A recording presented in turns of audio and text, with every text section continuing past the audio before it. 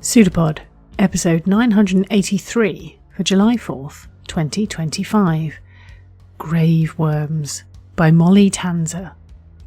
Narrated by The Word Whore and Preston Buttons. Hosted by Kat Day. Audio production by Chelsea Davis. Hey everyone, hope you're doing okay. I'm Kat, Deputy Editor at PseudoPod, your host for this week, and I'm excited to tell you that for this week we have Grave Worms by Molly Tanzer. This story first appeared in Casilda's Song, Tales Inspired by Robert W. Chambers' King in Yellow Mythos, an anthology, edited by Joseph S. Pulver Sr. Molly Tanzer is the award-winning author of 5 novels, 2 collections and many works of short fiction. Her novella, And Side by Side They Wander, will be out in May 2026 from Tor.com. She lives close to Boulder, Colorado, with her many houseplants. Find her on Blue Sky at mollytanzer.bluesky.social. The Word Whore and Preston Buttons hosted Air Out My Shorts for a 10-year stint. The duo narrated unvetted works of listener-submitted short fiction, often absent-mindedly, always drunkenly, and completely unencumbered by any relevant credentials. From 2005 through 2015. Rumours of a reboot of this offbeat Canadian classic have been greatly exaggerated. Now, before we go any further, a small heads up. As the first publication information suggests, this story references Robert Chambers' The King in Yellow, and as such alludes to delusions and mental illness. If that's difficult for you, give this one a miss. And now, we have a story for you. And we promise you, it's true.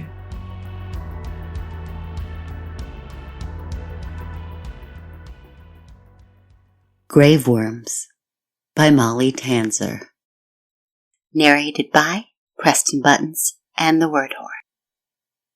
The grey flannel suit might have looked masculine on the rack, or on another woman. But the close cut of the cloth, and the way the expensive fabric skimmed over the lines of her straight, slender figure was intensely, wholly feminine. If you saw her from behind, you might have thought she looked frail, or saint-like, with her close-cropped hair. But when she turned, the determination that shone brightly from the grey eyes, almost lost behind her long black lashes, was anything but fragile, or innocent. That evening, she had worn no earrings, little makeup, low heels. Her charcoal blouse was without detail. Her only adornment was a wisp of a silk scarf knotted at her bird-like throat, grey as well, but suggesting to the viewer the idea of violet. She looked as though she had thoughtlessly thrown the outfit together, but really, she had dressed very, very carefully. She was meeting Roy Irving for dinner at Delmonico's to discuss business and other things. Their first meeting had been a chance encounter at the mayor's fundraising event, where they alone had objected to the statue the city wanted to erect in front of the courthouse, feeling it was far too abstract to represent something as absolute, as concrete as justice. His determination had made her keen to see him a second time, after their spirited, if whispered, discussion about the utter inappropriateness of lions drinking with jackals. She had asked him to dinner, surprising him, but he had agreed readily enough. She had seen his arousal when his pupils had dilated, darkening almost to invisibility the piercing ice blue of his irises. He looked like that now. The lobster Newbergen steak and talk of bottom lines had excited him, as had her declining champagne or the good house red in favor of a double Lafogue with a bit of water. "Scotch and steak," he had said. "You're a woman after my own heart, Ms. Calder." "Dosha," she said, not dropping his gaze. "If we're to be business associates, we should be on a first-name basis, don't you think?" "At the very least." If there had been any suggestiveness in his tone, she would have instantly dismissed the possibility of whatever he might be suggesting. but the frankness of his desire stoked her own. She withdrew a cigarette from her silver case and lighted it off the candle at the center of the table. At the very least, Roy, she agreed, and exhaled another swaddling layer of gray. Delmonico's was nearly empty that night, but though it was 9 in the evening on a Friday, Dosha was not surprised. A strange lethargy had claimed New York of late, slowly but undeniably. She did not know when it had begun, or when exactly she had noticed it, but something had changed. People, when they braved the streets, looked furtive, nervous, and hurried about their affairs without stopping to greet acquaintances in the street. Dosha Calder was not the kind of woman who believed in boogeymen, but just the same, it made her uneasy. The shift seemed sinister, though to believe that meant she must believe there was some intention or plan behind it all, and that she could not credit. She and Roy lingered over their food, savoring it, though she could not help but notice it lacked the same flavor as she usually expected. Perhaps that meant she was the problem. Even the scotch tasted less potent on her tongue. She decided to put it to the test and order dessert. If there was one reliable thing in New York, it was Delmonico's Baked Alaska. "Don't have it tonight," said the young waiter, almost rudely. He seemed bored. Dosha was astonished. "This is Delmonico's," she said, as if he might not be aware of where he was. "You always have Baked Alaska. It's your signature dessert." "Sorry, coffee?" he asked. "No, just the check." The waiter slouched off without pressing the issue. "I've never seen anything like it," she mused. "Everyone here is usually so good. Do you think Delmonico's is going downhill? Or is it something else?" Roy shrugged. "Have you found the yellow sign?" he asked. "Don't say that." He looked surprised by her outburst. "I'm very sorry," he said, curiously. "No, I'm sorry. I don't like that expression." These days everyone said it, but it made her feel queer. Where did it come from? Why did we begin saying it? She shook her head. What exactly does it mean? "I suppose I'm not really sure. I don't think anyone knows, really." "It seems like when I hear it, I feel like lying down, shutting the curtains, locking the door, going to sleep." "Maybe we just need to get out of here." The fresh air made her feel better. Though the streets were less busy than they should be, the city was still ablaze with light. Dosha had matched Roy drink for drink at dinner, but it was only the sight of countless sparkling electric pinpoints against the dark heavens that made her feel drunk. She reeled, giddy. The sky was obscure, stars and moon invisible behind cloud banks, reflecting ground light, and for a moment Dosha imagined the lights of the city were stars, the skyscrapers galaxies, but that was not the case. No human hand had made those stars and galaxies, but every I-beam, every sheet of glass, every brick and block and sheet of stone had been made with human hands out of strong materials and stronger human will. She knew then that she shouldn't worry. Nothing could break the city's spirit. Nothing could make it lie down. Lost in these thoughts, when she stepped down off the curb, she stumbled, but he had her by the elbow, by the waist. She had not realized how tall he was, 6 feet at least, broad across the shoulders, but narrow at the hip. "Let me drive you home," he murmured, his square chin brushing her earlobe. "Whose home?" she asked carelessly. He threw his head back and laughed, a terrifying laugh, free and loud, the laugh of a living god, but she fell into his arms without any fear at all. They met many times after that, but regardless of whether their encounters were in her office or his bed or her bed or his office, she found them intensely arousing. Not that their lovemaking interfered with her ability to work. No, rather, her body's response to his presence heightened her awareness, fine-tuned her senses, made her mind sharper. She drove a harder bargain than she would have if they'd never once touched hands, lips, more. He treated her with humor and disdain in equal measure, and she admired him for it, responded yet more eagerly when they were alone, and his hand found her bottom with a sharp smack, or his lips her body with a bruising intensity that left her shuddering, satisfied, and yet wanting him more. That, in particular, was the most natural thing in the world. This they agreed on. As captains of industry, they were neither of them ever satisfied with what they had. They wanted more, always more, be it profits, side ventures, workers, productivity, or product. They desired. To desire is to live, and to live is to desire, she claimed, lying naked on his bed, the imprints of his belt still pink against the whiter flesh of her wrists, their mingled sweat stinging her bitten upper lip. He was standing naked at the window of his penthouse apartment, his prize fighter's profile and taut muscular buttocks silvered by the lights of the city beyond. To give up one is to give up the other. I have a desire, he said, turning to face her. She propped herself up on her elbows. Name it. He walked to his bureau and, opening the top drawer, withdrew an envelope. He tossed it on the bed at her feet. An invitation, he said, as she withdrew 2 stiff, creamy squares of cardstock. 2, actually, to a cocktail party.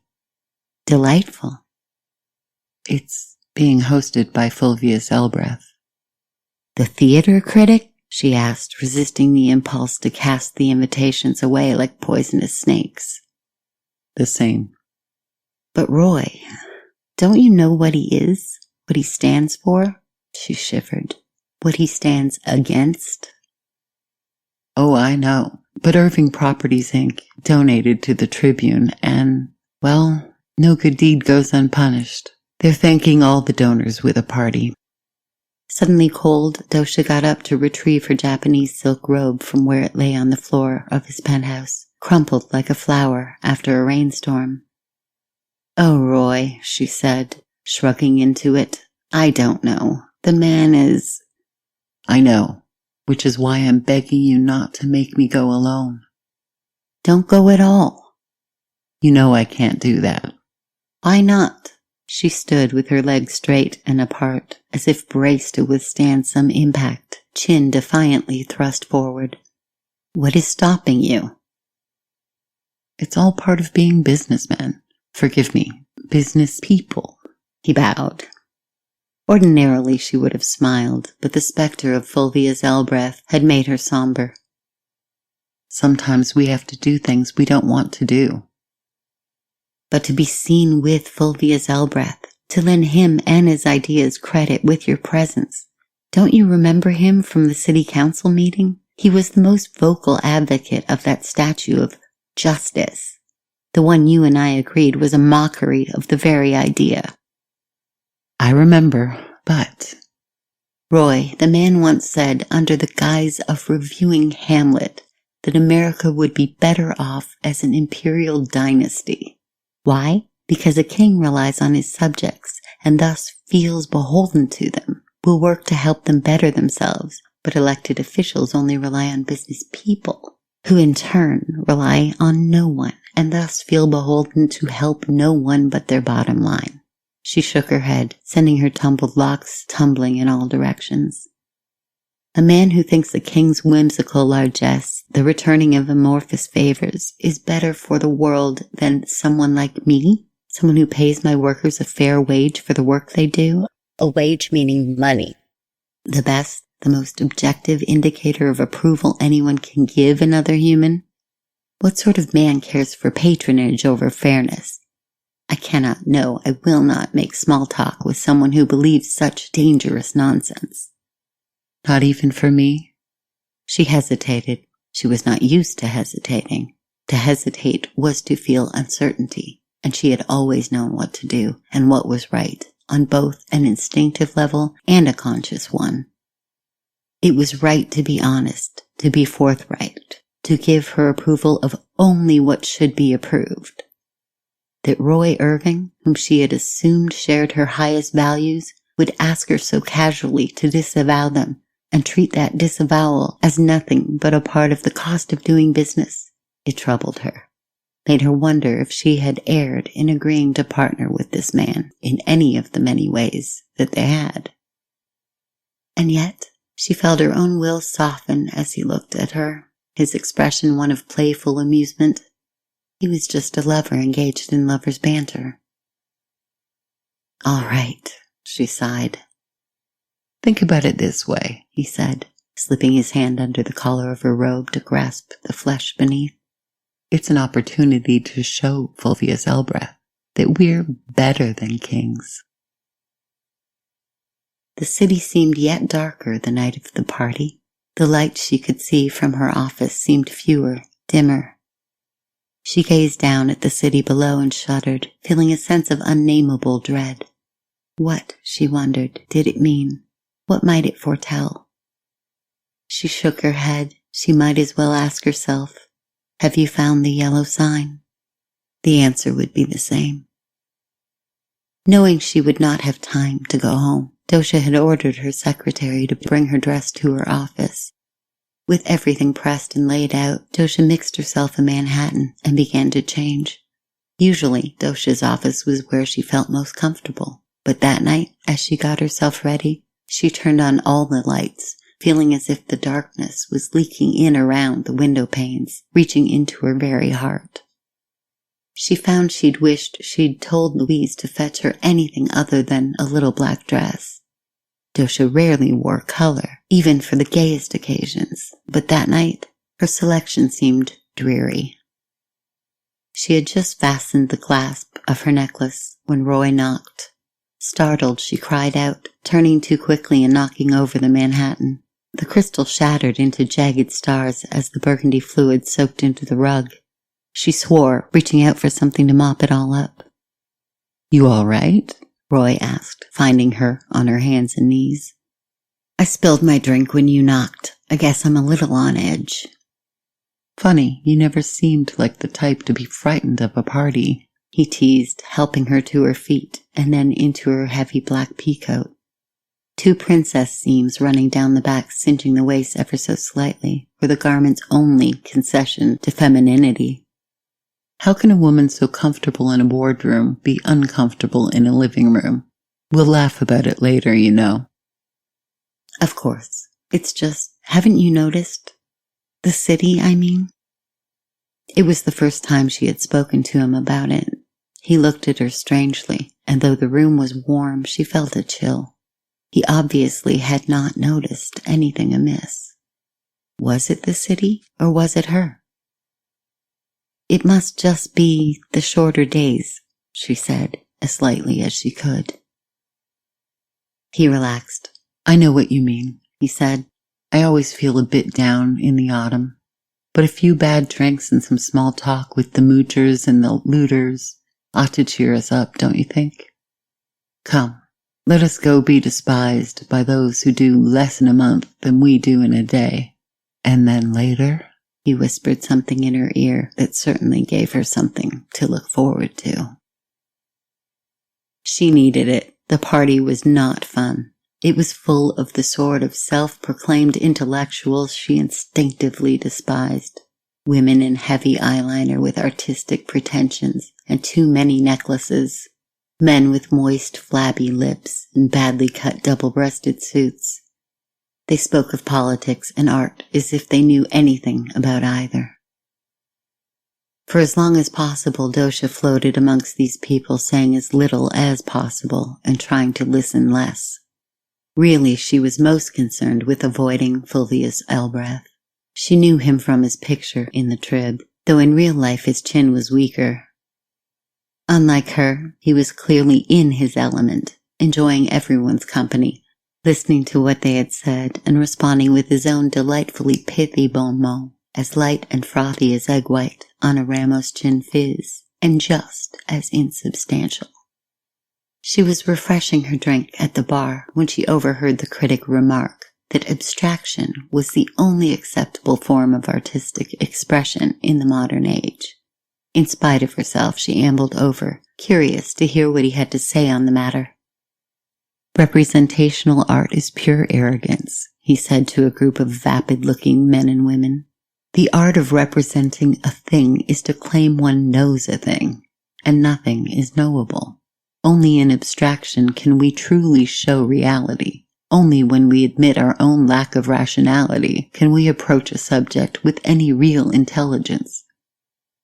Dosha was the only one not nodding her agreement. He noticed. You disagree. His tone was light-hearted, but she could feel the insincerity behind it. I'm not sure I even understand what you mean, she said. Plenty of things are knowable. Like what? She silently cursed herself for engaging with him. What had she been thinking? Her sole hope for the party had been to get away without being introduced to her host, and yet here she was. Like this drink, she held it aloft. It is bourbon in a glass.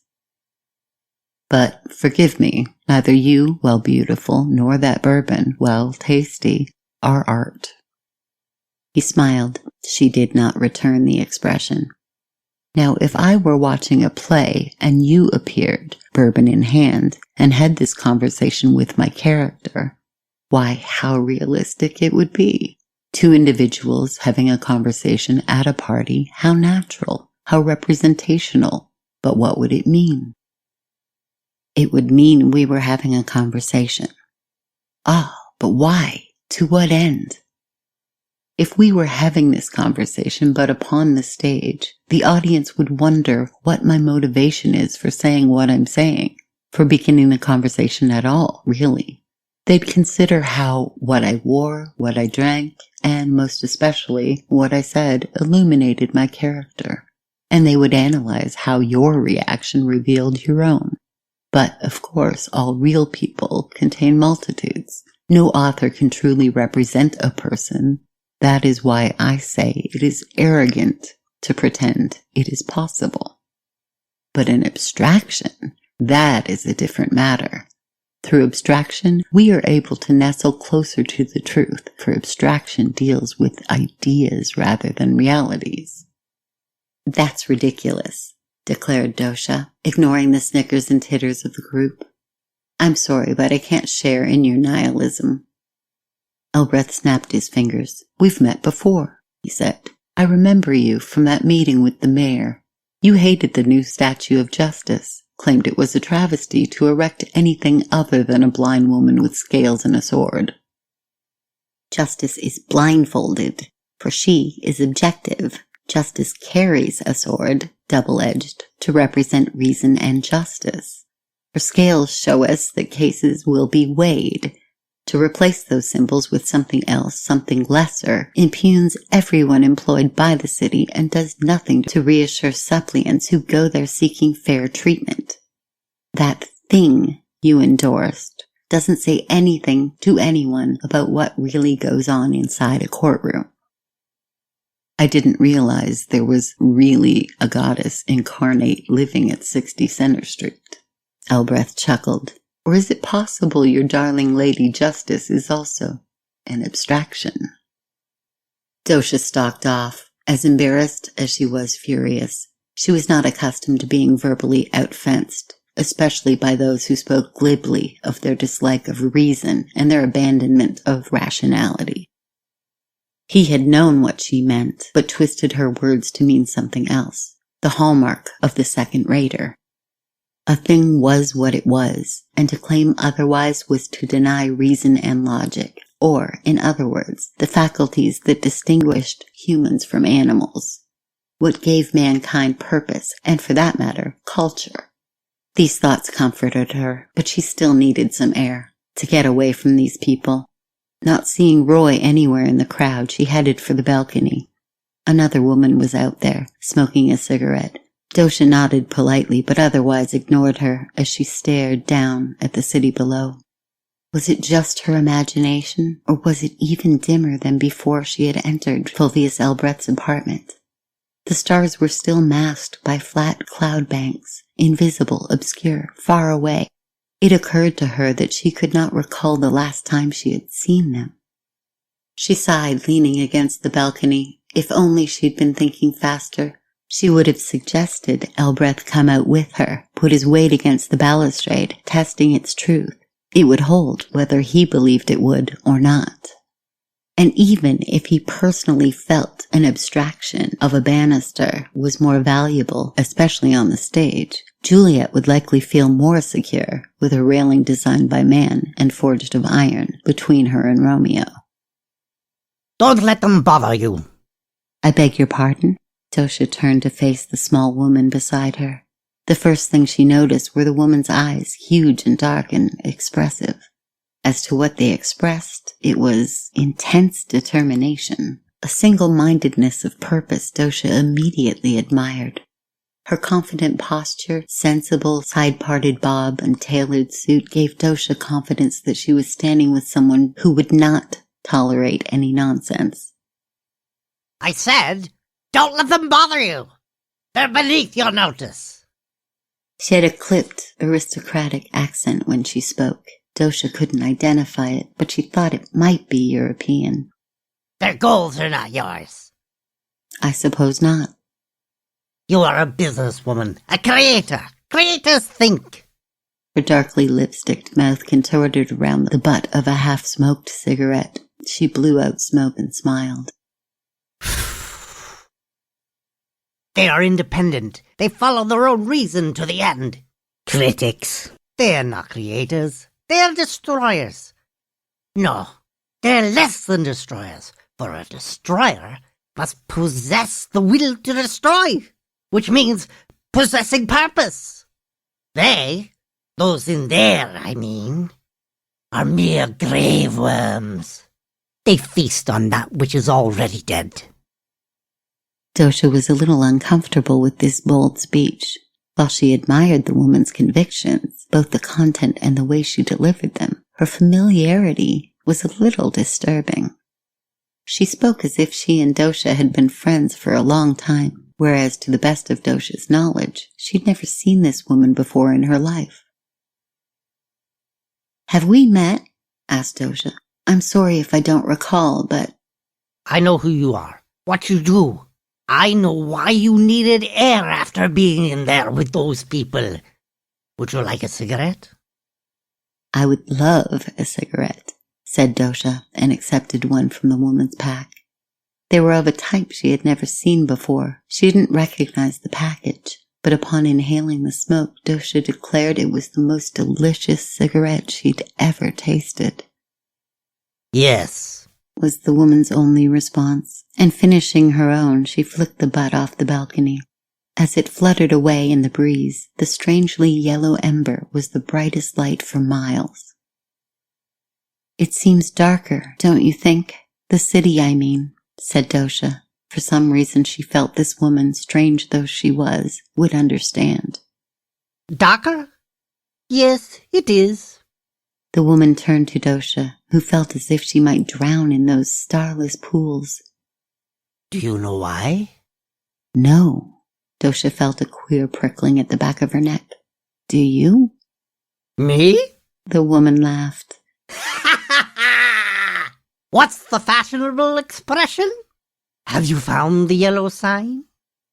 Dosha, perturbed, did not reply, turned back to the city. From behind her, the woman said, Well, I must be off. Good night, sleep tight, and don't let the grave worms bite. Dosha whirled as she heard the door open, for she wished to ask the woman what brand of cigarette she had been smoking. But she had disappeared. To her displeasure, Fulvius Elbreth now stood where she should have been. Miss Calder, he said, far more serious than he had been inside. I owe you an apology. It was unkind of me to speak so freely and in a group. I allowed my enthusiasm to override my manners. As a host, it was most unpardonable. Dosha was in no mood to be wooed by an apology, however well phrased. After her conversation with the woman, she saw something distinctly worm-like about Fulvius Elbreth. To my mind, your rudeness is far more pardonable than your views, she said evenly. He stared at her, clearly at a loss for words. After a long moment, he laughed awkwardly. Well, there's no accounting for taste, eh? But I do admire your passion for the arts, I suppose. It's too bad. I had rather hoped. He hesitated, then turned to the door. Perhaps I had better leave you be. His manner made her curious. What had you hoped? That you might accompany me to the theater. Yes, I know you came here with that meathead Irving. I'm not asking you on a date, just to come with me. There's a new play on Broadway, one that caused quite a scandal in Europe, where it was banned. A theater owner here invited the production after hearing all about it. At last, the Trib feels I should go review it. At last? The play has a rather dodgy reputation, a blinkered history, if you will. I had to convince my editor it was a good idea for me to go. But I did in the end. I can be very persuasive. Beware that overconfidence. You haven't convinced me yet. No. Why should you ask me? He shrugged. Because taking a lady to the theater seemed a gentlemanlike way of apologizing? Because you have opinions on art that intrigue me, even if I disagree with them, and discussing them over dinner seems pleasant. That's all? That's all. Oh, well, all right. Good. Elbreth clapped his hands together. I'll make dinner reservations. Thank you, Miss Calder. You've made my night by making me feel less of a cad. Tomorrow, then? Yes, let's meet in front of your office. You're closer. Perfect. One more thing. Who was that woman who was out here with me? Elbreth shrugged. I couldn't say. I didn't see her. He took his leave of her, and Dosha finished her cigarette. It was really the best she'd ever had. Before she ground it out, she looked at the butt just to see if she could ascertain the brand. There was no name, just a strange, unrecognizable insignia, in yellow so bright it might have been painted on in real gold. Dosha hesitated, then tapped out the remaining tobacco, pocketing the butt. She'd show it to the man at the drugstore to see if he could identify it. She was eager to find the brand so she could buy a pack of her own. Roy was unimpressed to hear that Elbreth would be escorting Dosha to the theater. They had a stupid fight about it on their way home. He made it clear he disapproved of her being taken out by other men, even after she made it clear that there was nothing in the world less romantic to her mind than going out with Fulvius Elbreth. He was not reassured, and drove along in a petulant silence that made her yet again question the wisdom of their alliance. She had never yet slept with someone she did not hold in the highest regard. It was therefore something of a relief when his reply to her remark that jealousy was a sign of low self-regard was that it was likely better if they kept their relationship professional in future. She thought of him one final time as she smoked a cigarette on her own balcony. It was like Roy, pleasant but unsatisfying, not all it should be. She could enjoy neither as much as she would have liked, not after tasting the one the woman had given her, not after seeing Roy for what he was. She withdrew the stub from her pocket, gazed on the strange mark. She could not tell what it might be, not even under the brightest light of her apartment. The squiggles would not resolve themselves into anything meaningful. An abstraction, she murmured, smiling. She traced the insignia with the tip of her finger. What are you? Have you found the yellow sign? The woman's voice came to her in that moment, her clipped European accent, the strange, unanswerable question she had posed. Dosha stopped smiling, tucked the butt away, and poured herself a drink. As she took it to bed, she looked at the phone. She wondered if Roy would call. She thought not, and indeed, he did not. She had broken up with unworthy partners many times before. It was never fun, but it was always somewhat liberating. To remain in a relationship with someone she could not esteem would be to debase herself, a betrayal of her fundamental convictions. That was why she woke the next morning not feeling bleak and abandoned, but refreshed, renewed, and determined. She made herself coffee, and after a hurried cup, headed to the drugstore on the corner. There she consulted with the owner on the matter of the strange cigarette stub. He inspected it and declared he'd never seen one like it. Really? I can try to find out if you like. Then again, perhaps I'd better not. He returned the butt to her, a curious expression on his face. Or maybe I should say, I'd rather not. Why? It's the finest I've ever had. Be that as it may, I don't know. You keep that. Don't bring it in here again. He was getting oddly aggressive with her. I don't want to look at it. All right, she exclaimed and left, vowing to never shop there again. The strangeness of the encounter cast a pall over Dosha's day. Usually she disliked slow days at the office, but after her queer morning, she was grateful for the peace. She was troubled by everything she had to do. Nothing sat right with her, and all the lights seemed to dim. She kept rubbing at her eyes, until her assistant pointed out she'd smeared her mascara. Damn, she swore. I'll have to redo it before I go out tonight.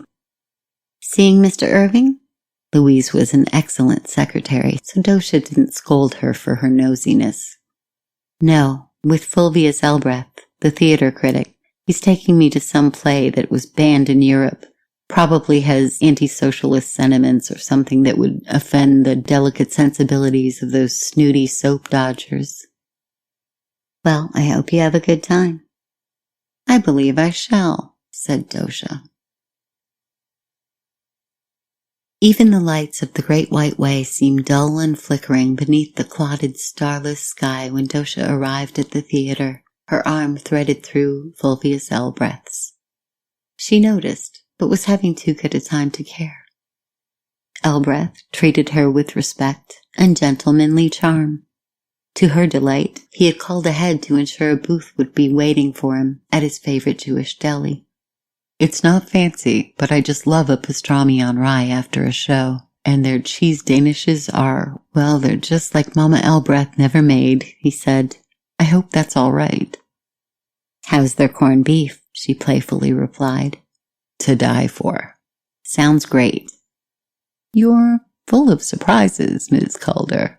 She realized she'd just passed a test of sorts, and was surprised to find she enjoyed his approval.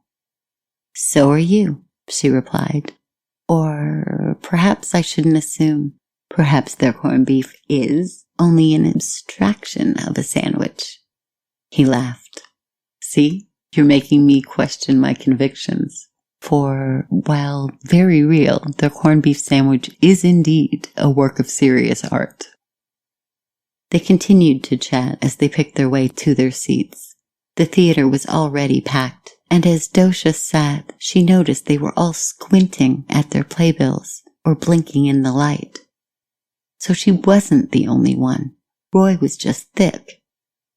But then again, Elbreth, who seemed a substantially sharper tack, seemed unaware of anything being amiss. Here we go, he said cheerfully as the lights dimmed into darkness and the curtain rose. Let's see what the governments of Europe think is too dangerous to be seen. It wasn't an anti-socialist play, as Dosha had assumed, nor was it blasphemous or seditious. At least not in ways that she could openly identify. All she knew was it was the strangest hour and a half of her life, watching whatever it was she was watching. There was poetry, there was action, things occurred and did not occur. It was more confounding than alarming. It reminded her a bit of Antigone, which she had also not quite understood when she'd read it in school. Her feelings were not shared when the lights came up as much as they did. Fulvius Elbreth looked pale, and sweat beaded on his forehead. Forgive me, he said, when she remarked on his condition. I feel I must, a rain check, if you will, on the deli. I do not feel I should stay for the second act. Something is wrong. I must go. Of course. I'm so sorry you're not feeling well. Let me call you a cab. The look he gave her was that of a man beholding a horror. You're not leaving? You want to stay? He whispered. Are you sure? You are unwell, she said, alarmed by his behavior. I'll see you home. I'm perfectly able to get myself away from here, he exclaimed, and fled the theater, not even bothering to collect his coat or hat. Dosha watched him, confounded, but the lights flickered. Eager to see the second act, she returned to her seat alone. Dosha did not rise to get a drink or visit the powder room between the second and third acts, nor between the third and fourth. She remained in her seat, riveted, entranced. It was the most wonderful, terrible thing she had ever seen in her life. The most fascinating thing was, it was not an abstraction, as Elbreth had insisted theater must be. What was occurring on stage was more real than anything Dosha had experienced outside of the theater. The truth of it resonated within her, as if the actor's words were mallets and her soul a tuning fork. She felt right, happier than she ever had, at work, in bed, eating delicious food, dressing for a meeting, any of the things she previously would have called pleasurable. She could not say if she was alone in her sensations. The darkness of the theater and the troubling insufficient light, when at last the final act concluded and the curtain fell, made her feel as if she were alone in her seat, alone in the aisle heading toward the door, alone in the street when at last she emerged in the silent, pitch-black city. She looked up and laughed. At last the clouds had dispersed, and the night sky greeted her. The swirling constellations of black stars brighter than any artificial earthly light. The moons, how many she could not say, emanating a radiance undreamed. The foreign constellations did not disturb her. Rather, she realized with a laugh that she had been lost her whole life and had finally found her way. The sound of a lighter drew Dosha's attention from the vast and wondrous sky. The woman from the party was there, leaning alone against a streetlight, a cigarette burning in her stubby fingers. A trilby worn low on her brow shadowed her features, but it was unmistakably her. Oh, but she was a woman who could wear a suit. The drape of the wool crepe looked like a priest's vestments or royal robes of state. Austere, somber, even awe-inspiring, but completely natural and lived in. Did you like the play? She asked. When she looked up, the yellow flash of her eye almost blinded Dosha. I think so, she replied. You're not someone who appreciates uncertainties, said the woman. Come, have a cigarette. We can talk about it. She stuck another cigarette between her lips, lit it, and passed it over. Dosha accepted it, inhaling deeply of the rich and fragrant tobacco. She knew without looking it was the same strange brand with the strange symbol. As she smoked, she found she did not want to speak. The silence was wonderful. The stillness felt right. Content, she took a long drag and, exhaling, noticed through the smoke. The gold insignia was even brighter than the ember.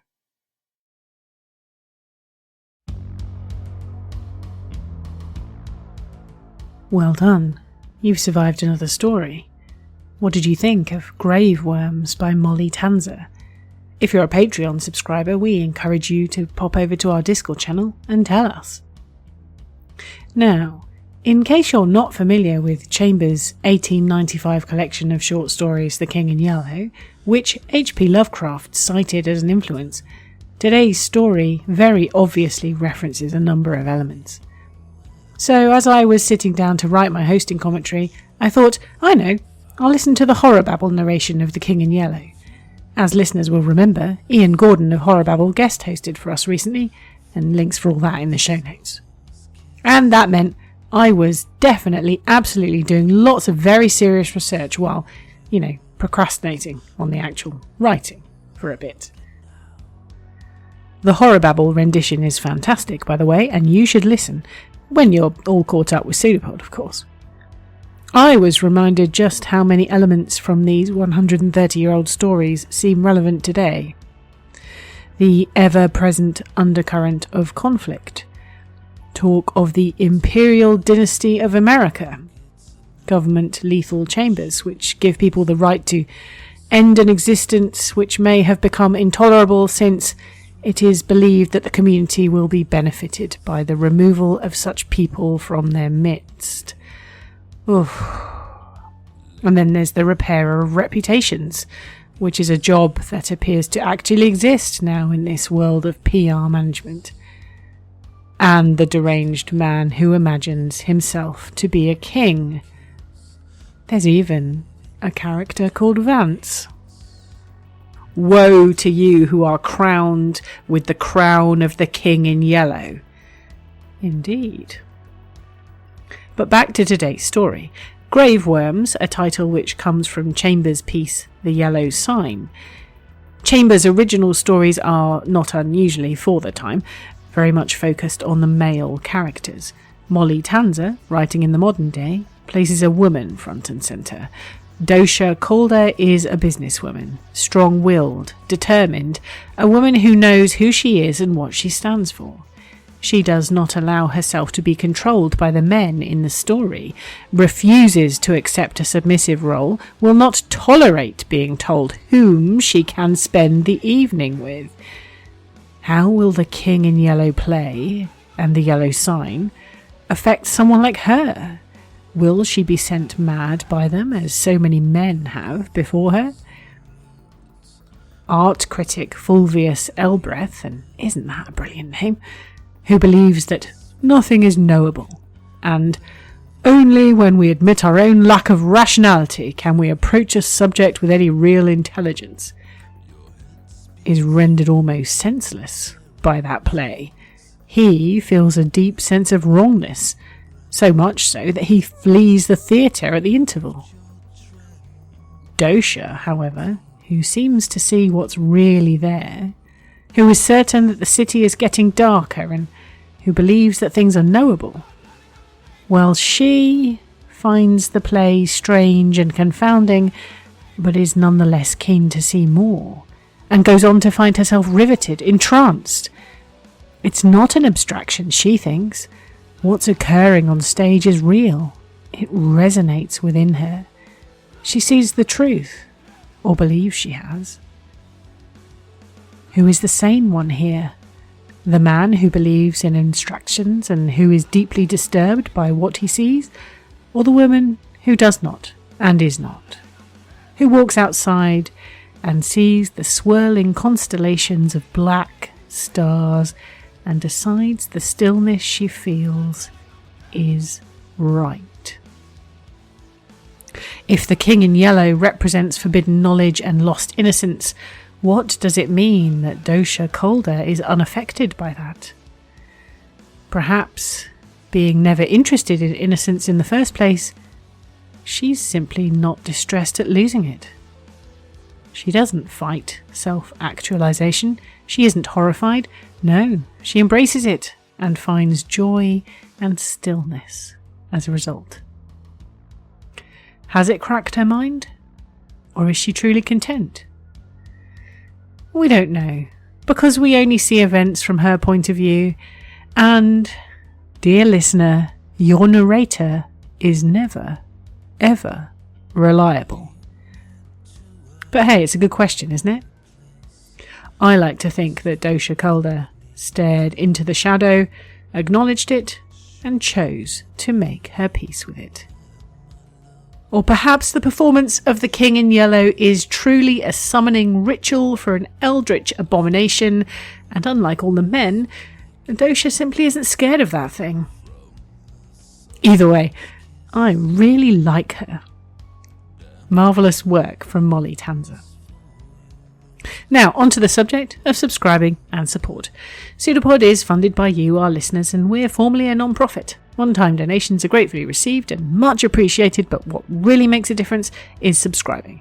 A $5 monthly Patreon donation gives us stability and allows us to keep going back, week after week.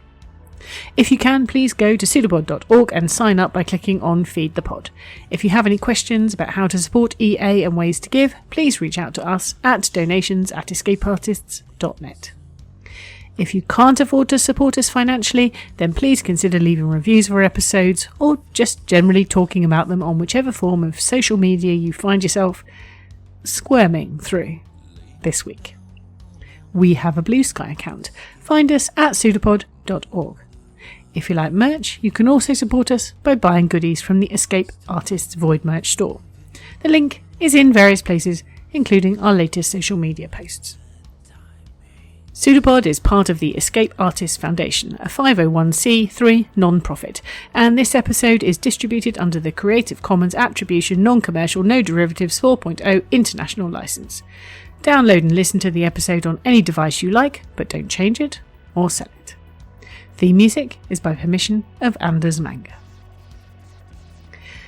Now, this story marks the end of Mythos Month, and next week we have a very exciting Flash on the Borderlands episode. But before that, instead of ending with a short quote as we usually do, and since Alistair opened this clutch of stories with a poem, I'm going to close it with the final 2 stanzas of The Sleeper by Edgar Allan Poe, first published in 1831 under the title Irene. There's a link to the full piece in the show notes. My love, she sleeps. Oh, may her sleep, as it is lasting, so be deep. Soft may the worms about her creep. Far in the forest, dim and old, for her may some tall vault unfold, some vault that oft hath flung its black and winged panels fluttering back, triumphant o'er the crested palls of her grand family funerals.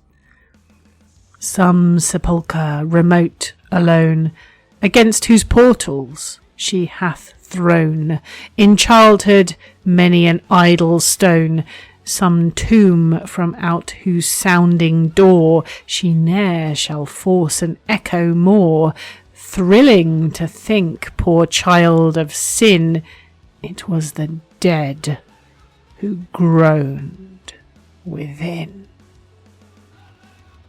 See you soon, folks. Take care and sleep tight. Don't let the grave worms bite.